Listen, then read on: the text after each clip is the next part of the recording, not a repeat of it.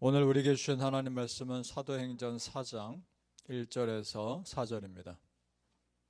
신약성경 사도행전 4장 1절에서 4절까지 말씀 우리 함께 읽겠습니다. 시작. 사도들이 백성에게 말할 때에 제사장들과 성전 맡은 자와 사두개인들이 이르러 예수 안에 죽은 자의 부활이 있다고 백성을 가르치고 전함을 싫어하여 그들을 잡음에 날이 이미 저물었으므로 이튿날까지 가두었으나 말씀을 들은 사람 중에 믿는 자가 많으니 남자의 수가 약 5천이나 되었더라. 아멘.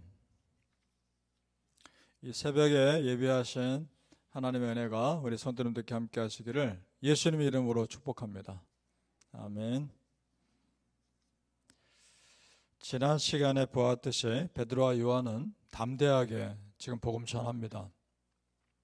그들이 전한 메시지를 두 가지로 요약합니다. 첫째, 너희 유대인들이 예수 그리스도를 십자가에 못 박아 죽였다. 둘째, 그러니 회개하고 돌이켜 예수 믿고 죄 용서받고 구원받으라. 그 메시지입니다. 이것이야말로 핵심이죠. 그런데 이 복음의 메시지를 들은 사람들의 반응도 두 가지입니다.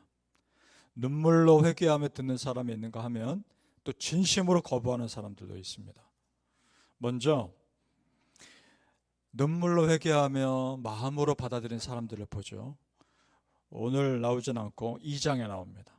좀 바로 앞장이니까 찾아가 볼까요? 사도행전 2장으로 가보시기 바랍니다. 36절에서 38절입니다. 베드로와 요한의 메시지를 듣고 반응한 사람들, 사도행전 2장 36절에서 38절 우리 같이 읽어보겠습니다. 시작. 그런즉 이스라엘 온 집은 확실히 알지니 너희가 십자가에 못 박은 이 예수를 하나님이 주와 그리스도가 되게 하셨느니라 하니라. 그들이 이 말을 듣고 마음에 찔려 베드로와 다른 사도들에게 물어 이르되 형제들아 우리가 어찌할꼬 하거늘 베드로가 이르되 너희가 회개하여 각각 예수 그리스도의 이름으로 세례를 받고 죄사함을 받으라. 그리하면 성령의 선물을 받으리니. 아멘. 이런 은혜도 있었단 말입니다.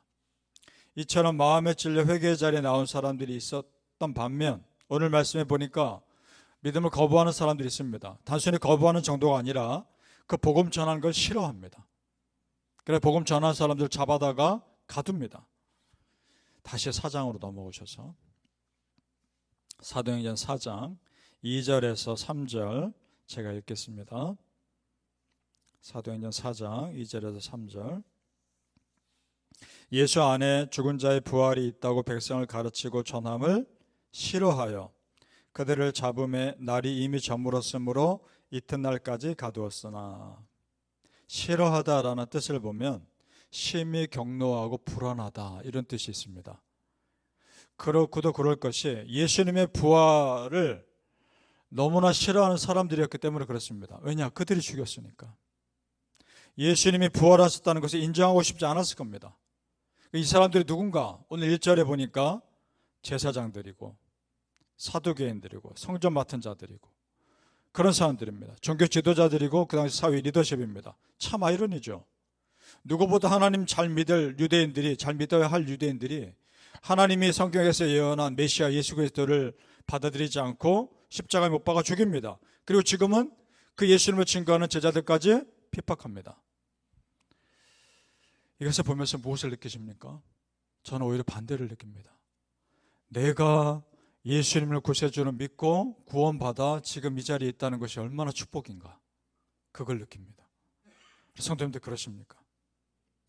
내가 예수 믿고 구원받아 하나님 백성으로 산다는 것 축복입니다. 여러분 은혜의 역사가 큰 것은요 사단의 방해도 큽니다. 사단이 제일 싫어한 것이 뭘까요? 십자가 복음이 이 땅에 전파되는 겁니다. 그리고 그 예수 믿는 사람들이 이 땅에 늘어나는 겁니다. 그래서 길을 쓰고 방해합니다. 사단도 필사적으로 방해합니다. 그래서 어떻게든 교회 못 나가게 막습니다. 우리 그러지 않습니까? 토요일만 되면 꼭 무슨 일이 또 생기는 일들이 간혹 생기지 않습니까? 토요일만 되면. 여러분, 그런 것들을 뚫고 나오셔야 합니다. 그 싸움에서 매번 지기 때문에 사단이 그걸 잘 알고 똑같은 방법으로, 비슷한 방법으로 계속 공격하는 겁니다. 그 싸움에서 이기십시오. 사단은 영적 존재여서 우리의 약점을 너무나 잘 압니다. 그래서 각 사람의 약점에 맞게 그 사람 무너뜨리고자 계속 공격합니다. 성도님들, 어떠한 방해가 있으셔도 내 믿음 지키는 일에 있어서만큼은 결코 타협하지 마시고 믿음 지키시기를 축복합니다. 아멘. 사단의 방해가 아무리 거세도 그래도 은혜인 것은 우리 하나님은 더 큰 은혜의 역사로 우리에게 함께 하시기 때문입니다. 믿습니까? 4절 말씀 가보시죠. 4절 말씀 같이 있습니다. 사도행전 4장 4절 시작. 말씀을 들은 사람 중에 믿는 자가 많으니 남자의 수가 약 5천이나 되었더라. 놀라운 역사 아닙니까? 그 당시에, 지금도 이러면 놀라운 역사인데 굉장한 역사입니다.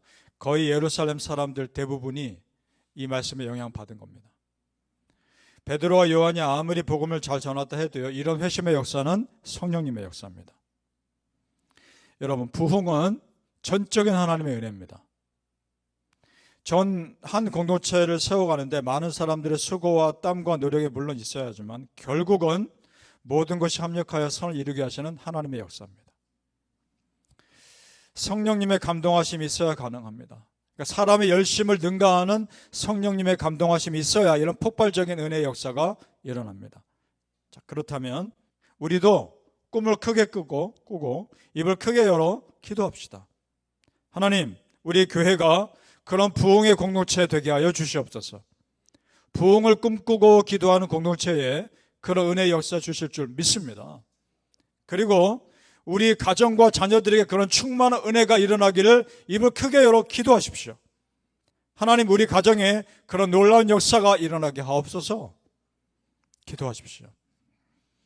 요엘서 2장 28절에 그 후에 내가 내 영을 만민에게 부어주리니 너희 자녀들이 장래일을 말할 것이며 너희 늙은이는 꿈을 꾸며 너희 젊은이는 이상을 볼 것이며. 믿습니까? 성령 하나님의 충만한 공동체에 일어날 일들입니다. 자, 우리가 성령 하나님으로 충만하여 꿈을 꾸며 장래 이상을 보게 될 것입니다. 사랑하는 성도님들이요, 초대교회에 일어났던 말씀의 역사, 기도의 역사, 그 부흥의 역사가 지금도 일어날 수 있다는 걸 믿으시기를 예수님 이름으로 축복합니다. 아멘. 자, 비록 베드로와 요한이 붙잡히고 갇혔지만 참 담대합니다. 그렇게 위협받는 상황에서도 담대하게 전할 수 있는 이유가 나옵니다. 8절 앞부분을 보십시오. 사도행전 4장 8절 앞부분 제가 읽겠습니다. 이에 베드로가 성령이 충만하여 이르되, 이겁니다. 성령이 충만하면 두려울 거 없습니다. 왜냐? 내 안에 하나님으로 꽉 차기 때문입니다. 그런 나를 세상에 어찌할 것인가? 배짱이 생깁니다. 우리 성도님들 기도 많이 하면 배짱이 생기지 않습니까? 기도를 조금 할 땐 불안하지만 충분히 기도하면 배짱이 생겨요. 하나님 어떻게 하실 것인가 기대감이 생깁니다. 성령 하나님으로 충만하면 그런 은혜가 있습니다. 우리 10절을 읽어보겠습니다. 사도행전 4장 10절. 얼마나 담대하게 복음 전하는지를 보죠. 시작. 너희와 모든 이스라엘 백성들은 알라. 너희가 십자가에 못 박고 하나님의 죽은 자 가운데서 살리신 나사렛 예수 그리스도의 이름으로 이 사람이 건강하게 되어 너희 앞에 섰느니라. 아멘. 너희가 십자가에 못 박은 예수 그리스도의 이름으로 이 사람 고침받았다. 자, 이 말을 듣고 있는 유대인들에게는 이 메시지가 굉장히 공격적으로 들렸을 겁니다. 그들이 거부하고 반감을 가질 것 충분히 예상할 수 있습니다. 그럼에도 베드로는 주저없이 전합니다. 왜냐? 그에게 중요한 것은 사람들의 반응이 아닙니다. 말씀, 복음을 있는 그대로 전하는 것이 중요한 겁니다. 믿습니까? 그것이 우리 믿는 자들의 선지자적 사명입니다. 선지자는 자기 생각 전하지 않습니다. 하나님 말씀 있는 그대로 전합니다. 그것이 선지자입니다. 그것을 지금 사도들이 감당하고 있죠. 우리가 따라서 복음 전할 때도 마찬가지입니다. 내가 십자가 복음 전하면 내 옆에 사람 기분 나빠할지도 모릅니다. 하지만 전해야 합니다. 무엇을 전하는가? 내가 죄인이라는 것과 그 죄를 회개하고 예수 믿고 예수님을 나의 구세주로 받아들이면 구원받는다는 것 전해야 합니다. 그 사람이 받아들이고 받아들이지 않고는 그 사람 몫이지만 전할 책임은 우리에게 있습니다. 성도님들, 따라서 성령 충만함을 사모합시다. 성령 하나님으로 충만해야 감당할 수 있습니다. 하나님 믿지 않는 세상에서 충만해야 담대하게 살 수 있습니다. 그러면 사람들의 말이 안 흔들립니다. 갈라디아서 1장 10절에 이제 내가 사람들에게 좋게 하랴 하나님께 좋게 하랴 사람들에게 기쁨을 구하랴 내가 지금까지 사람들의 기쁨을 구하였다면 그리스도의 종이 아니니라. 아멘. 우리는 하나님이 기뻐하시는 말을 하는 사람들입니다. 우리는 하나님이 기뻐하시는 행동을 하는 사람들입니다. 우리의 관심은 하나님입니다.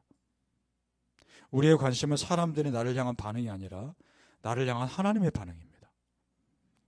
그래서 오늘 사도 베드로와 요한은 사람들에게 듣기 좋은 소리를 하는 것이 아니라 하나님께서 기뻐하시는 소리를 하는 겁니다.